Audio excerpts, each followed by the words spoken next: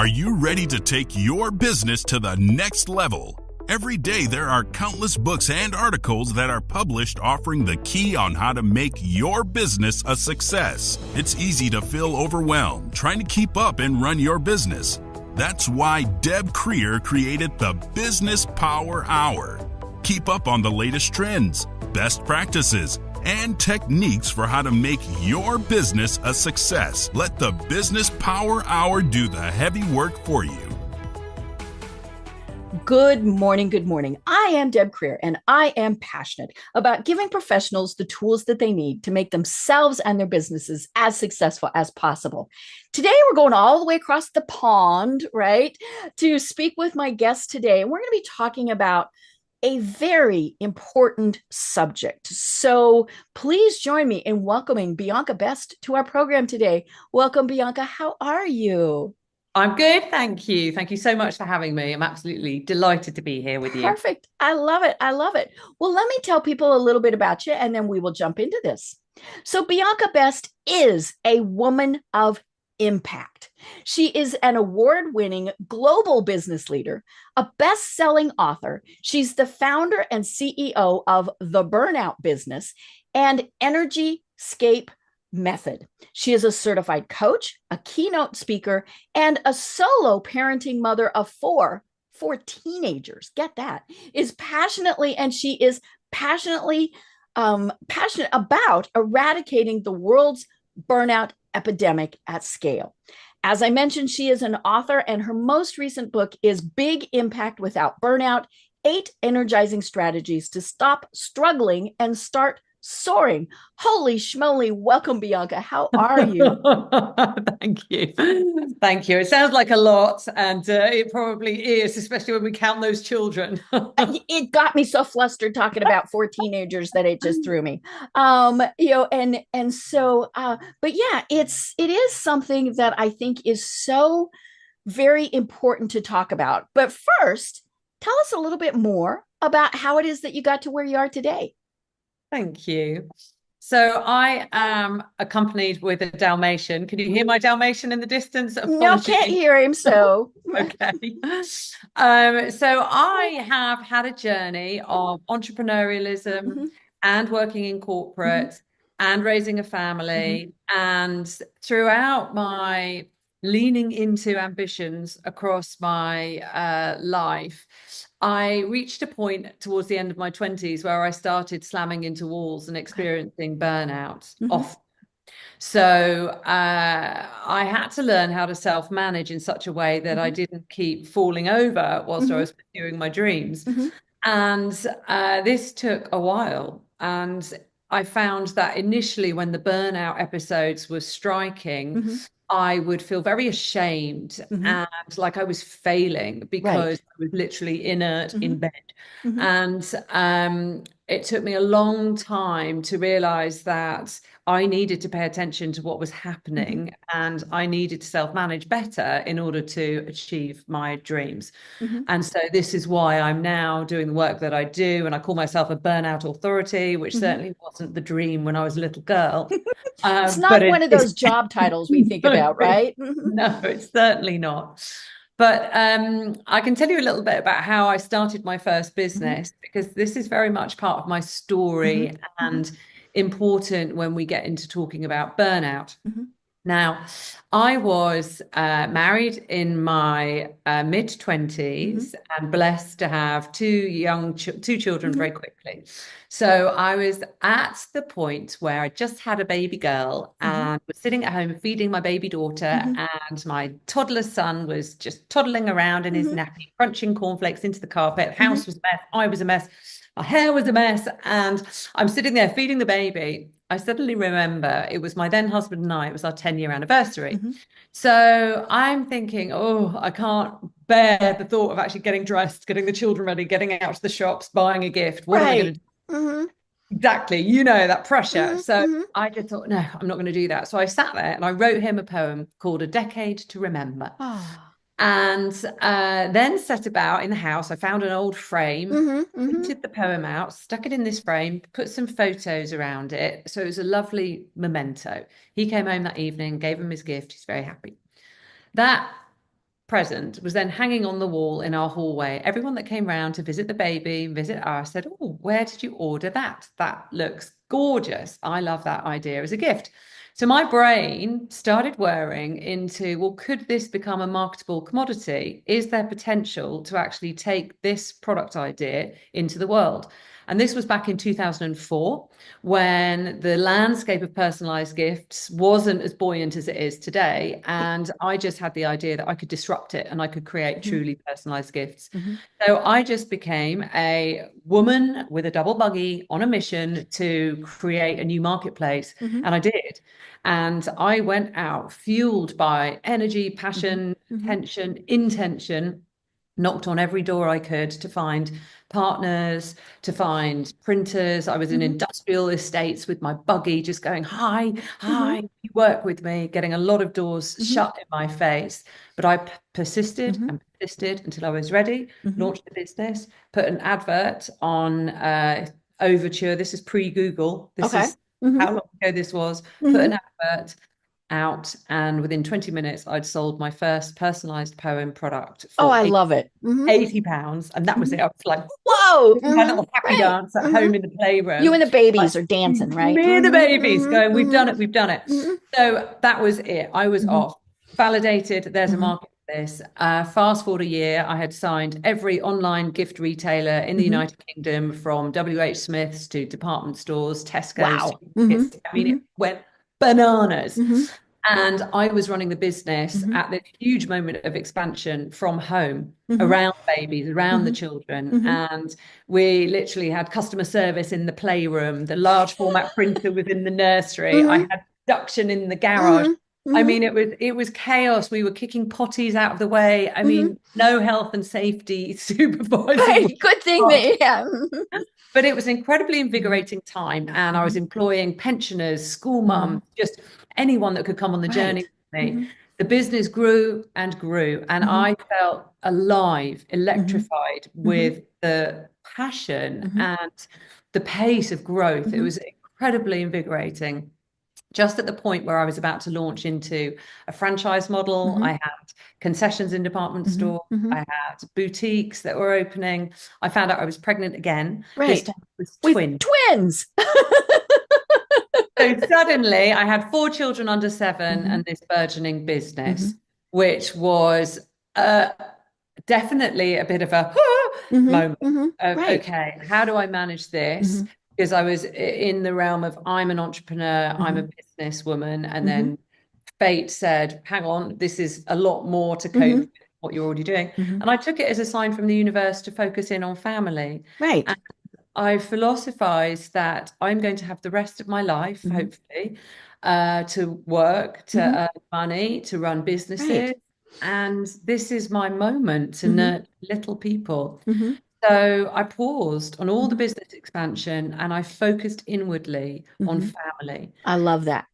It was not even a question mark for me. It was an obvious choice. And that first year of these 4 little people under 7, me at home, I mean, I thought the carpet was mucky before when I had 2 kids. And then 4, oh my. I mean, friends would come around and be like, shall I get the Hoover out for you, Bianca? And so, it was all chaos, but it was one of the happiest years of my life. And despite the sleep deprivation, despite the chaos, I was so focused, purposeful on what mattered most. And this is something that I now teach a lot in the work that I do in my consultancy and my coaching around avoiding burnout.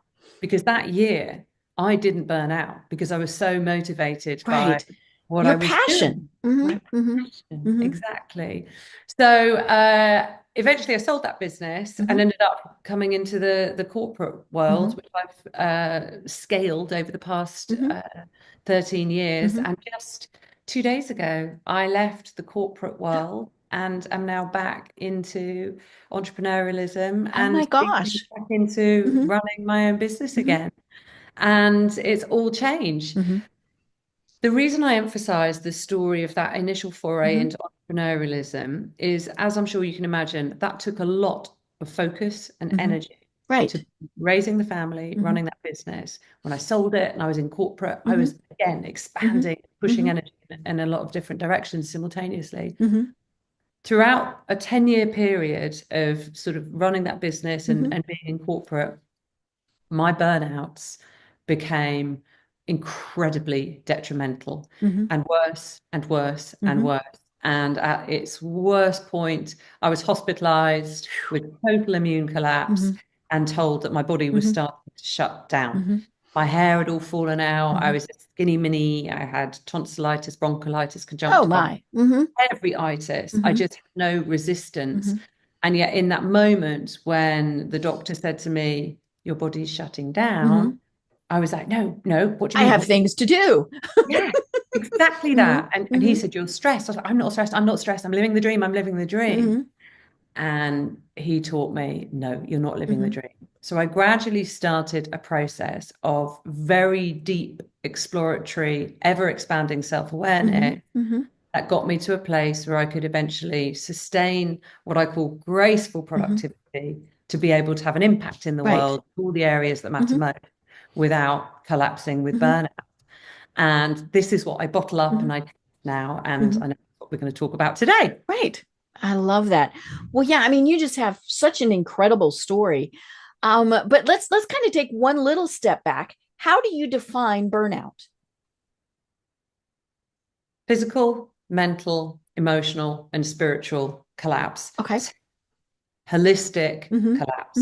Right. It's a grounding that happens inadvertently where overwhelm literally debilitates us to the place where we are so diseased we can no longer function. Right.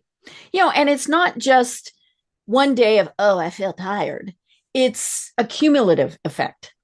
Exactly that. It starts with an initial sort of fogginess and fatigue. It starts with looking at the to-do list and not being excited, but being like, oh, yeah, battle with even it. on the things that are your passion, right? Exactly. It all just becomes too much. And eventually we slide into total inertia. And that's the thing with burnout.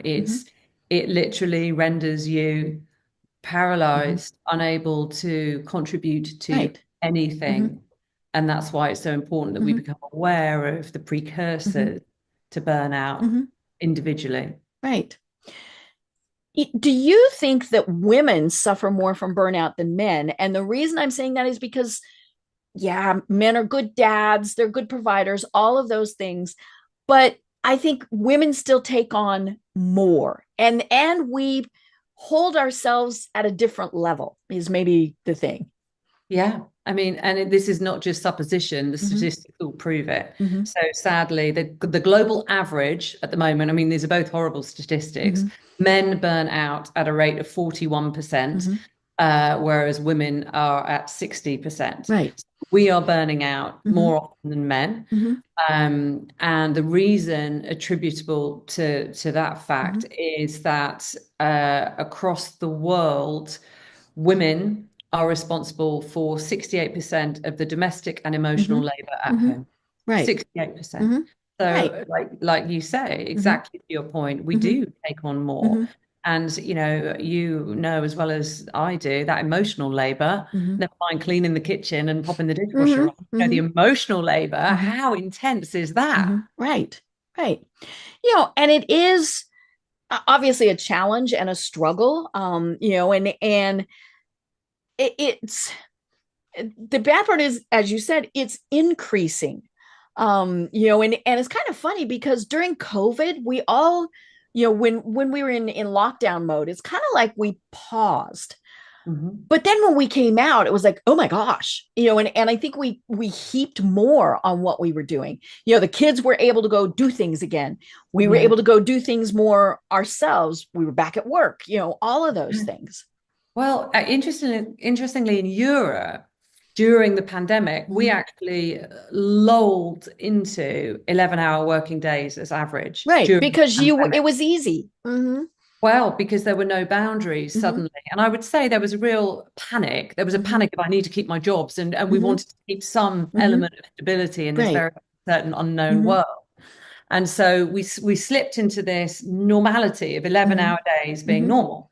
And I think we've really struggled to get back into, hang on, let's contract that. That's not Right. sustainable. And now we're just in this world of always on, and society has normalized that. Really unhealthy. Right. And you talk about being always on. We our phones need to be surgically removed from our hands, right? And we're up checking email at 2 o'clock in the morning. All of these various things, or even just Facebook, whatever it is, we are not turning off. Exactly. And I think that's one of the things, and you talk about this in your book, is we have to have that downtime. Now, you might still be doing something, right? You might be spending time with your family, whatever it is, but kind of the mental break time. And it needs to be more than I'm doing it for 5 minutes. Exactly that. And it needs to be really wholesome rejuvenation. Because also what I notice is in this swirly world of being always on, when we get a break, rather than listen to our bodies and go and rejuvenate and put our pajamas on or go and sit in the garden, quite often we will switch into another mode of productivity, whether it's meeting girlfriends in a cocktail bar to go out, whether it's going to watch television and actually be stimulated in a different way. We're not necessarily remembering how to relax in a truly wholesome way. And I did some research in my book where I interviewed lots of women to say, how do you relax?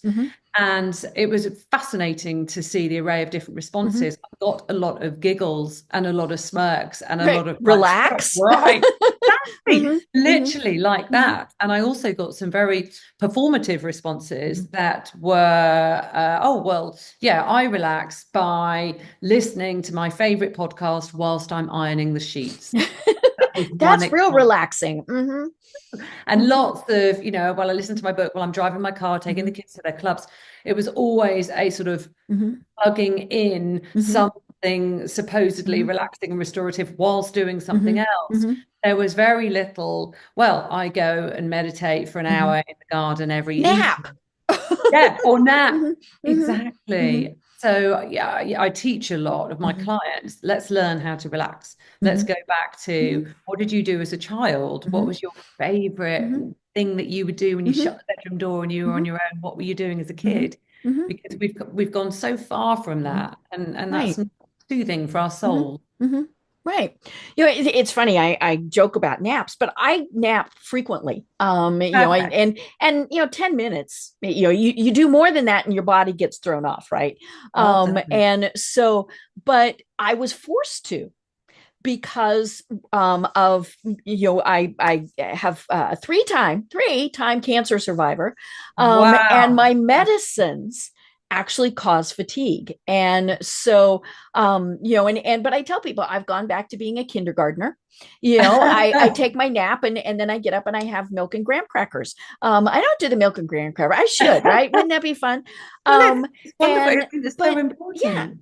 And I have discovered that I can push to the point of, I know I am not doing things well, which I should have stopped before then. But then I go, and even if I don't sleep, I lay down, I try to relax, get my body to go, okay, I'm not quite so cranky.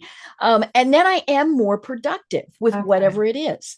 That's wonderful. That's wonderful that you've identified that. And well, not wonderful, but I'm sorry that you have found it through medication, but congratulations on surviving. And the interesting power of sleep is that what it's doing, as I'm sure you know, is dropping us into alpha brainwave frequency. And when we get out of beta and high beta or beta, to say it the American way, when we drop down into those alpha waves, our whole body can slip back into homeostasis and become more peaceful. And in that state of internal physical peace, we are able to enjoy all of the different systems within the body functioning optimally. So obviously that impacts our brain and our cognition. So if I'm feeling myself being a bit frenzied, like you've just described, where you feel you're not at your best, I know I'm going to make the wrong decision or say the wrong thing. So getting down into the alpha state is just soothing, and it minimizes the risk of us doing something we might regret. So all Right. power to the nap. Right. Or even as we said, just, turning your brain off for that little bit. Yeah. Going out going outside, going for a walk, right? Yeah. And we know, I mean, studies have shown that when you do something distracting, I'm going to say, which is not really distracting because it's good for you. But when you're not sitting at your desk thinking, I have to work on this project, I have to do this, I have to solve this problem, when you kind of put your brain in neutral, it frees it up to go, oh, here's the solution to what I've been working on. Yeah, that's lovely. And it's rather like mental floating, Mm-hmm. isn't it? Mm-hmm. And you Right. allow, in the Mm-hmm. space of Mm-hmm. floating, you allow ideas and Mm-hmm. imagination to bubble up. And Mm-hmm. that's sadly what we're Mm-hmm. missing, because we just fill our Mm-hmm. time Right. chock-a-block Mm-hmm. with things Mm-hmm. all the Right. time. Mm-hmm. But it's beautiful when we Mm-hmm. actually float Mm-hmm. and see what bubbles Right. up. Right. And when you're outside, we have a trail behind our house. It's actually 100 miles. I mean, it's this, and it's Wow. gloriously maintained and all sorts of things. And try to get out numerous times a week. I don't get out nearly as much as I should, but it amazes me when I see people who are multitasking. Even then, they're on the phone, they're listening to whatever. Now, if they're listening to music, that's a little bit different. But when you can tell they're listening to a podcast or something like that, to me, that's, Not the point. yes, it's good that you're getting out and getting fresh air and sunshine and all that, but your brain is not relaxing. I try and identify as many birds as I can. I know nothing about the birds. I'm just, but I'm not going to listen to something while I'm walking because I want to enjoy that peace and quiet. And sometimes it's not peaceful and quiet, but it's just the outdoor sounds. Well, and you know what you're doing when you're doing that? You're being fully present. Mm-hmm. And when we're fully present, we're inviting Mm-hmm. our bodies to get back into Mm-hmm. that soothed state Mm-hmm. of calm. Right. Right. So that's Mm-hmm. a gift you're giving Mm-hmm. yourself. That's lovely. Mm-hmm. It's about to get too warm here. Well, actually, no. It just means I need to go in the morning, Yeah. right, as opposed to walking in the afternoon. But Yeah. whatever it is, for people who are in a city, you might not want to go out and walk because but yeah, shut your door. Yeah. Turn on calming music, do whatever. Turn your phone upside down so Yeah. that you're not glancing at it going, oh, No, it's exactly. I mm-hmm. mean, that whole the myth of multitasking, Mm-hmm. it's something again I have to Mm-hmm. teach a lot of the clients that I work Mm-hmm. with, might be high performers, and they Mm-hmm. feel proud of the fact that they're Mm-hmm. doing multiple things at once. But it's been proven in study after study that if you're multitasking, your IQ actually drops by Right, 10 right. points. Because your brain is not wired to do that. Our It's brains are wired to do one thing at a time. Exactly. And it feels more Mm-hmm. satisfying, more fulfilling, and more Mm-hmm. rejuvenating, actually, when we're allowing ourselves Mm-hmm. to get into flow. Right. So it's not clever if Mm-hmm. you're cooking tea for the kids and Mm-hmm. you're on the laptop and you're Mm-hmm. trying to book a dental Right. appointment. Mm-hmm. Not clever. It's Right. exhausting. Mm-hmm. You're far better off just having tea, Mm-hmm. then ringing the dentist, Mm-hmm. and then going back to Mm-hmm. the laptop. Right. And that's Mm-hmm. rejuvenating. Presence is something Mm-hmm. that is also Mm-hmm. so missing Mm-hmm. from life. And Mm-hmm. like you just described, when Mm-hmm. you're on your trail, Mm-hmm. be present, and Mm-hmm. that's rejuvenating.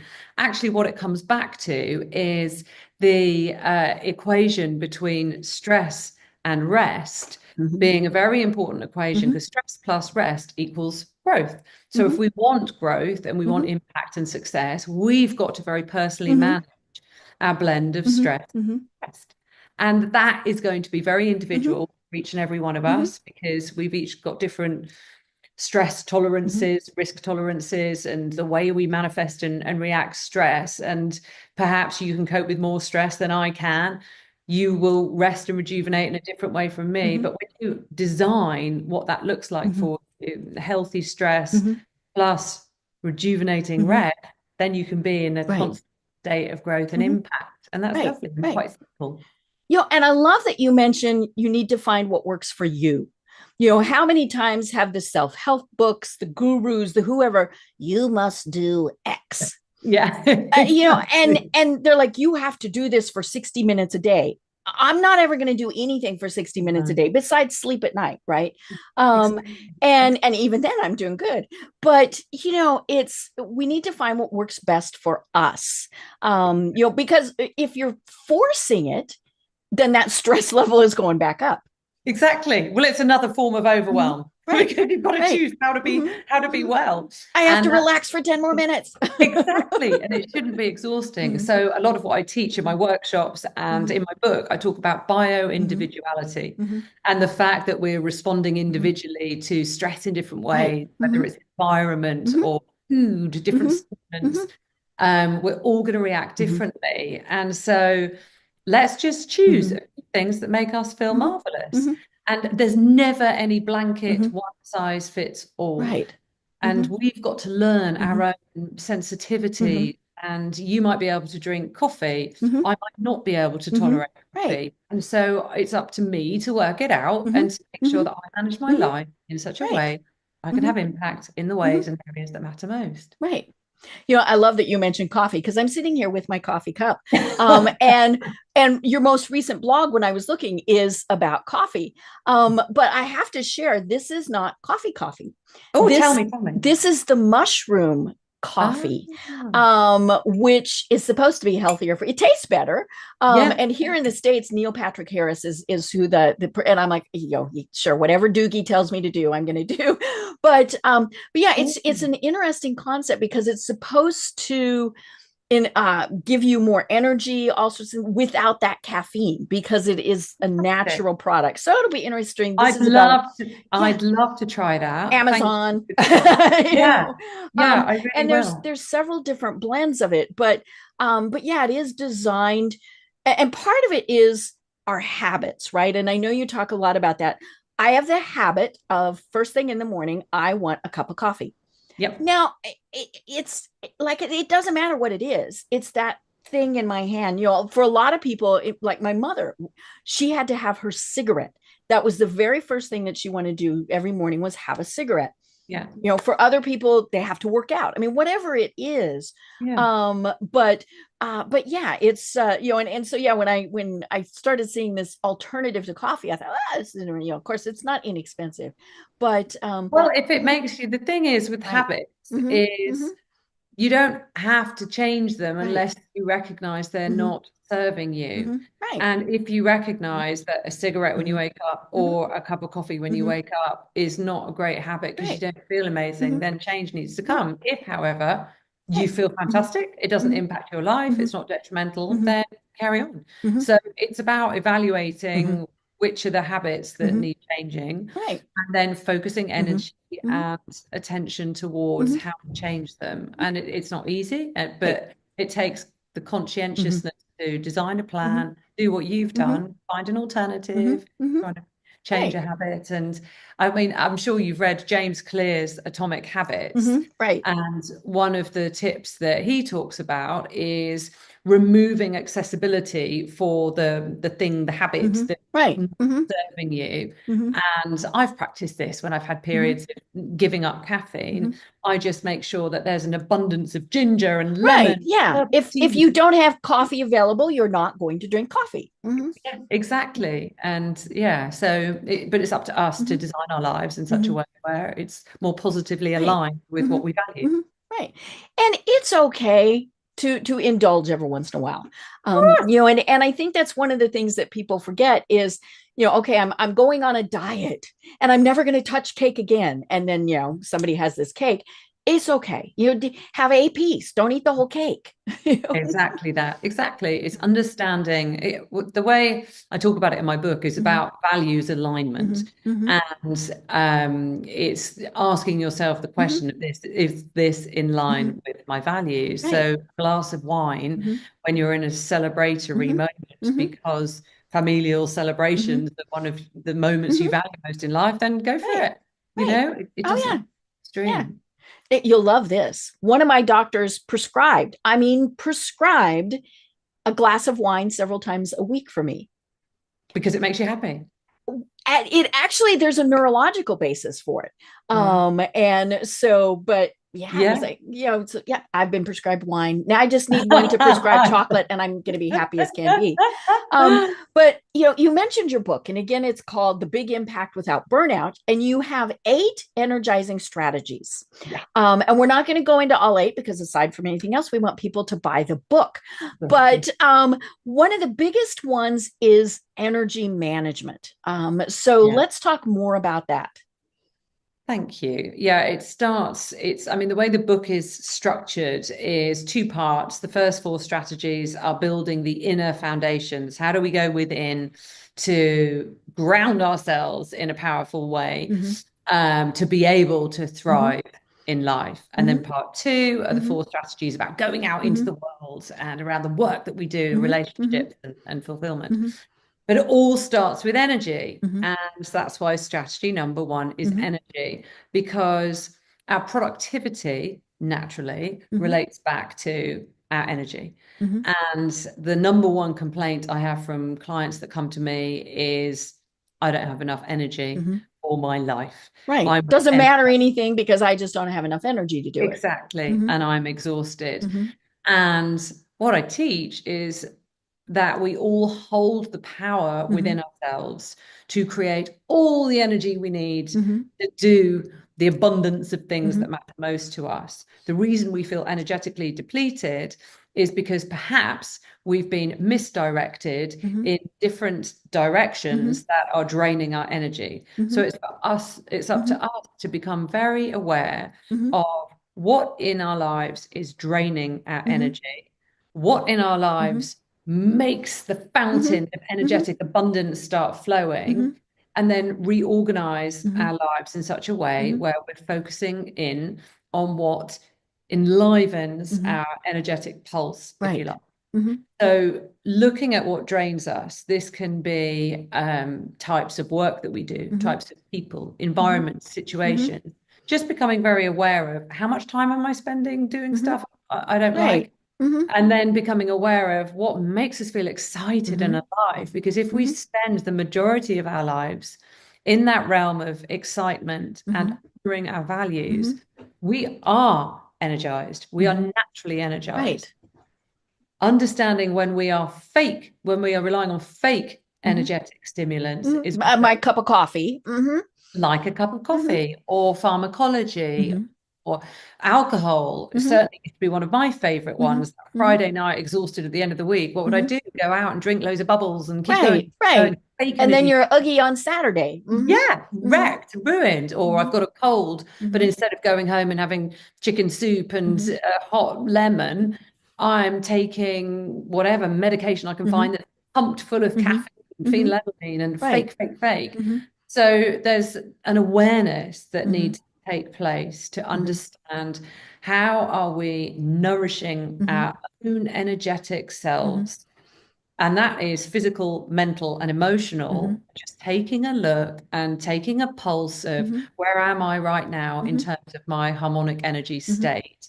And this is what I go into in the book, where we look at how am I nourishing myself with the different environments that I'm in, the people that I'm in, with the vitality of the food that I'm putting into my body. And what can I do to enhance this further? And when we get to that lovely place where we're optimized and honoring our values, then funnily enough, we've got all the energy to do whatever we want to do. But that's our power. And we just need to take responsibility for it. Stop hoping that tomorrow we'll be on top of the to-do list. Tomorrow we'll feel better. We've got to make changes today to impact tomorrow. Right. Well, oh my gosh, we are actually, folks, we're going to cut the session just a little bit short today. I mentioned those 4 teenagers and Bianca's priority of family. They need picked up from school. So, we are going to have a little bit shorter program, but all that means is we just have to have you on again, because this is so incredibly important. I think we really need to continue this discussion. One of the things we didn't talk about is one of the most important words that we need to know, and that's no, right? Telling people or ourselves no. And I love it when people say, and that's a complete sentence. Yes. Right? We don't have to say no, but Yeah. Right? That's usually the word we follow it, but I'll do it later. Or no, Yeah. You're no. right. Yeah, you're so right. And Mhm, especially when we are in that place of following mhm, our excitement, mhm, feeling energized mhm, by the prospect of mhm. this, and this, and Right, this. right. Actually, Mhm, it's recognizing that we should not be doing mhm, too much mhm, and that no is mhm. incredibly empowering. You're right. Right. I love it. I love it. Well, if people are going, oh my gosh, this sounds so important, how do they find you and connect with you? And what are the services that you provide? Thank you so much. So my website, biancabest.com, lists all of my services, and I work with individuals and offer coaching Mhm, around every topic that mhm, impacts our life impact, mhm, from everything from divorce to mhm, promotion to entrepreneurialism. I work with clients to get into a place of mhm, energy and thriving. I work with organizations and consult, whether it's a small business, a mhm, startup, or a massive conglomerate. mhm, I work to ensure that burnout prevention is at the core mhm, of the people that are turning the mhm, wheels of the wonderful mhm. business. I do keynotes and inspire audiences on stage, and I sell copies of my books. Of And course. Mhm, Big Impact Without Burnout, mhm, which you can see, a mhm, mhm, very large front cover of the book behind mhm, me, is available in all major retailers, mhm. Amazon, Barnes and Noble, Right. all over the world. And if anyone wants to get in touch with me, Mhm, please send me an email, mhm, biancabest.com. I write a weekly article all around burnout prevention tips, like the one you mhm, mentioned, mhm. talking about caffeine this week. And it's my pleasure to inspire and help ambitious souls to step into their very best selves. I love it. I love it. And we will also link to your LinkedIn profile because you're very active on LinkedIn. Yeah. So Thank that you. will be in the show notes. Thank you. As I said, we will have you on again because we just scratched the surface on this, and so we definitely want to continue this discussion. But until then, do you have any final thoughts that you want to leave everyone with? One tip: when we are up in our mental brain and we're feeling the swirl and panic of overwhelm, I invite you to take a deep belly breath. Take a deep breath down into the tummy and simultaneously rub your thumb against your first two fingers on your hand and really feel the physicality of the sensations while you're doing this. Taking that deep breath into the belly whilst you're doing this maneuver gets us out of our mind, deep down into the body, and it immediately creates a moment of homeostasis and peace.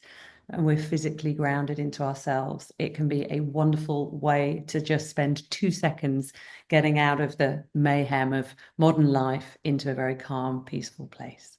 Oh my gosh, I can't wait to do that. I am Deb Krier. I've been having such a fascinating discussion with Bianca Best. And until next time, everyone have a great day. Tune in for our next program for even more trends, best practices, and techniques for how to make your business a success. The Business Power Hour, hosted by Deb Krier, is proud to be part of the C-Suite Network.